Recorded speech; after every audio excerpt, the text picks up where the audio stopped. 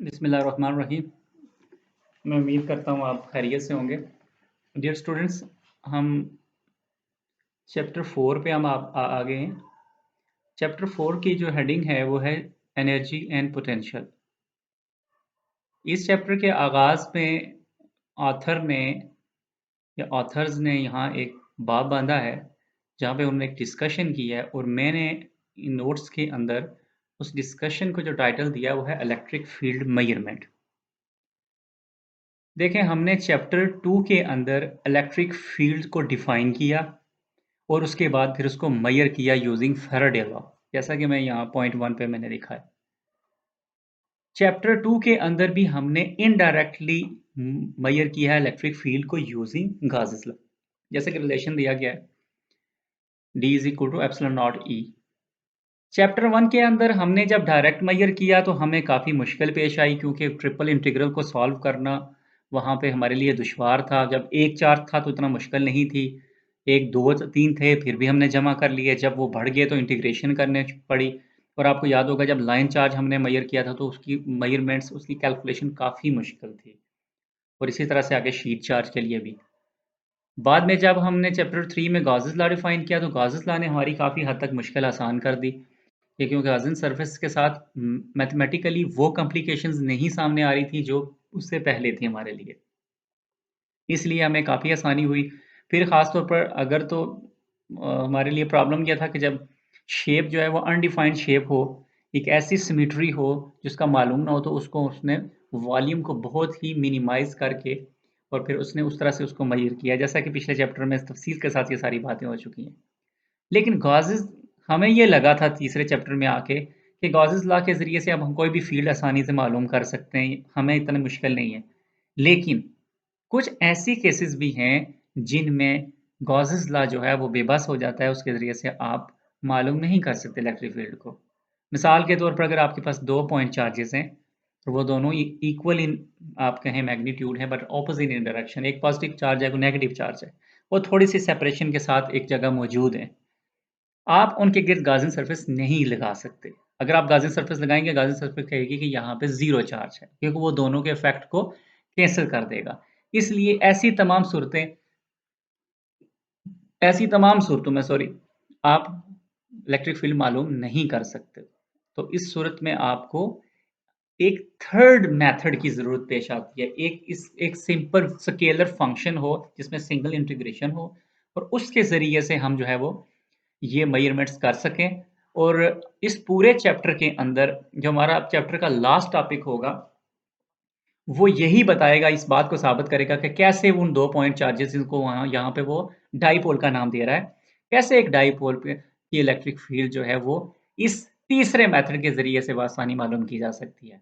और ये जो तीसरा बेसिकली स्केलर फंक्शन है, इसको हम पोटेंशियल कहते हैं या पोटेंशियल फील्ड कहते हैं। और हम इस पे थोड़ा-सा मज़ीद आगे चलते हैं।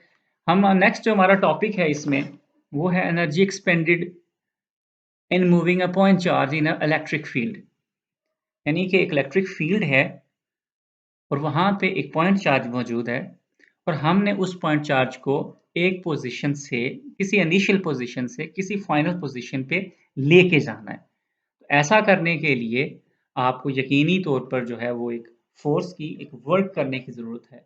वो वर्क जो है that's W is equal to minus Q integral initial to the final limits E dot dl।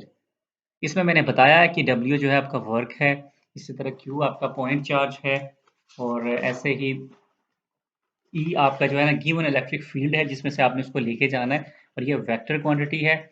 और इसी तरह से आपका जो L है डिस्टेंस मूव बाय चार्ज, जो चार्ज ने जो डिस्टेंस मूव करना है। और इंटीग्रल की जो लिमिट्स हैं वो ये है कि कोई भी 2 पोज़ीशन है, अगर आप ये कहें कि वो A पोज़ीशन से B पोज़ीशन पे आप इसमें लेके जाना चाहते हैं तो फिर आप यहाँ A B भी लिख सकते हैं। दिलचस्प बात ये है इस ये जो यहाँ पे इक्वेशन 1 दिखाई गई है कि ये जो वर्क है ये इस बात पे डिपेंड नहीं करता कि आप किस पाथ से गुजर के जाते हैं वहां पे। यानी अगर आप ए पोजीशन से बी पोजीशन पे कोई सीधा जाता है तो भी वर्क उतना है, अगर आप जिग जैग होके जाते हैं तो भी वर्क उतना है।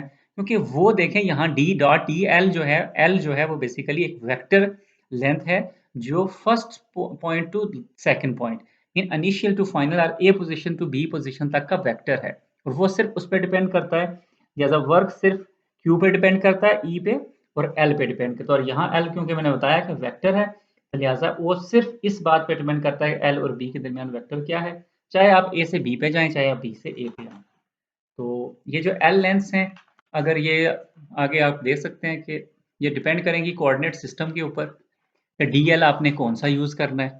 ठीक है, अगर आपने डीएल जो है वो रेक्टेंगुलर कोऑर्डिनेट्स हैं तो ये यूज़ करेंगे। इसी तरह सिलेंड्रिकल और स्फेरिकल के लिए यहाँ अलग-अलग से दिया गया है। तो आपको पता है इक्वेशन में हमारे पास ई भी है और इक्वेशन में हमारे पास डीएल भी है। तो अगर फ़र्ज़ करें हम एग्जांपल लेते हैं कि हमारे पास एक लाइन चार्ज है, क्योंकि आप एक लाइन में मूव करते हैं, तो हम उस केस के लिए ई जो है वो हम लाइन चार्ज के लिए यूज़ करेंगे। और लाइन चार्ज में आपको पता है कि सिर्फ रो वाले जो आपके हैं कोऑर्डिनेट सिर्फ यही इस्तेमाल होते हैं, यही एक्सिस इस्तेमाल होते हैं, बाकी नहीं होते। तो लिहाजा ये ई का जो वेक्टर है वो ई रो ए रो यूनिट वेक्टर के साथ हो जाएगा। तो इस तरह से अगर ई की वैल्यूज़ या ई रो की वैल्यूज़ अगर मैं यहाँ पुट कर दूँ, तो आपको पता है वो पहले भी हम डिफाइन कर चुके हैं, इससे पहले चैप्टर 2 में भी। और मैंने लाइन चार्ज के लिए जो ई इसकी वैल्यू है rho L over 2 pi epsilon nought rho, ये पुट कर दी है।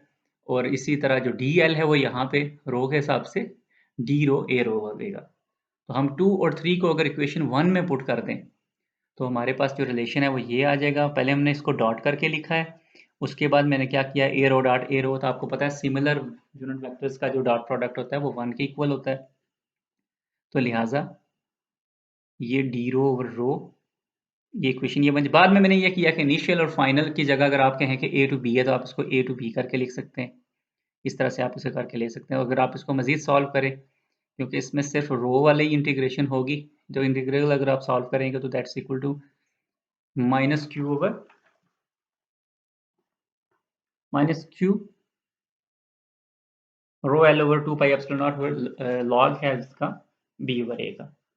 और अगर आप ये कहें कि अगर आप मूवमेंट जो है वो बी टू ए करेंगे, तो आप इस नेगेटिव साइन को इन्वर्ट कर सकते हैं, पॉजिटिव में बदल सकते हैं, और ये वर्क जो है, ये इक्वेशन आपकी 7 में कन्वर्ट हो जाएगी।